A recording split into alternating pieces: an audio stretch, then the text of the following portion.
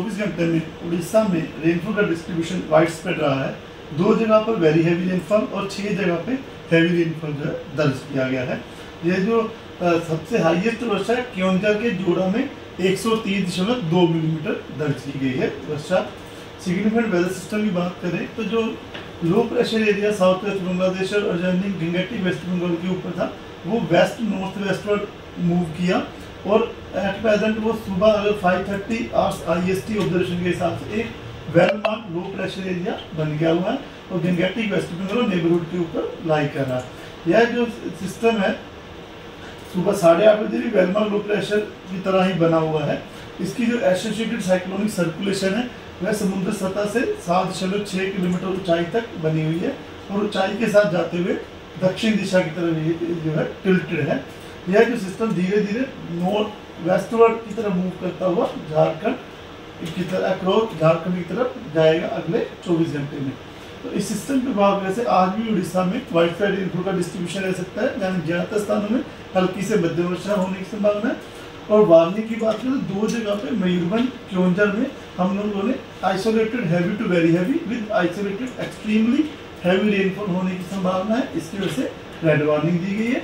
उसके अलावा isolated heavy to very heavy जहाँ हो सकता है बालासोर, सुंदरगढ़, झारसुगुड़ा, संबलपुर, देवगढ़, अनुगुल इन डिस्ट्रिक्ट में जो है ऑरेंज वार्निंग दी गई है। बाकी साथ में सटे डिस्ट्रिक्ट बारगढ़, सोनपुर, बोध, धनकड़ा, जाजपुर, भद्रक यहाँ पर आइसोलेटेड हैवी रेनफॉल के लिए येलो वार्निंग दी है। बाकी सारे उड़ीसा में थंडरस्टॉर्म लाइटनिंग की एक्टिविटी होने की संभावना है और गस्ती से 30 to 40 km रहने की संभावना से येलो वार्निंग बनी हुई है अन्य हिस्सों में।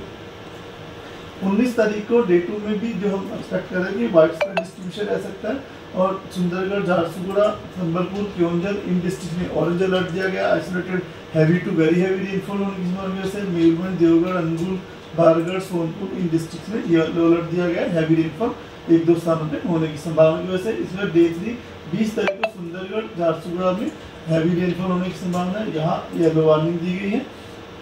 डे 4 में सुंदरगढ़, क्योंझार, मयूरभंज इन डिस्ट्रिक्ट में येलो वार्निंग दी गई आइसोलेटेड से हैवी रेनफॉल होने की संभावना की वजह से। बाकी रेनफॉल का डिस्ट्रीब्यूशन फेयरली वेस्टर्न रह सकता है। 22 तारीख को मयूरभंज, क्योंझार में हैवी रेनफॉल के लिए येलो वार्निंग दी गई है।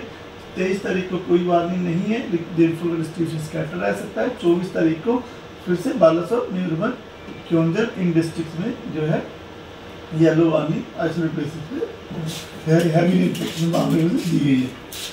फिशरमैन की बात करें तो फिशरमैन आज अगले 2 दिन तक यानी आज और कल long end of Orissa coast पे उनको जाने की मनाही दी जाती है, मछलियाँ पकड़ने ना जाए। हम एक्सपेक्ट कर रहे हैं कि जो 35 to 45 gusting to 55 km wind speed होने की वजह से स्क्वेली वेदर रह सकता है। सी कंडीशन रफ से रफ टू वेरी रफ होने की संभावना है।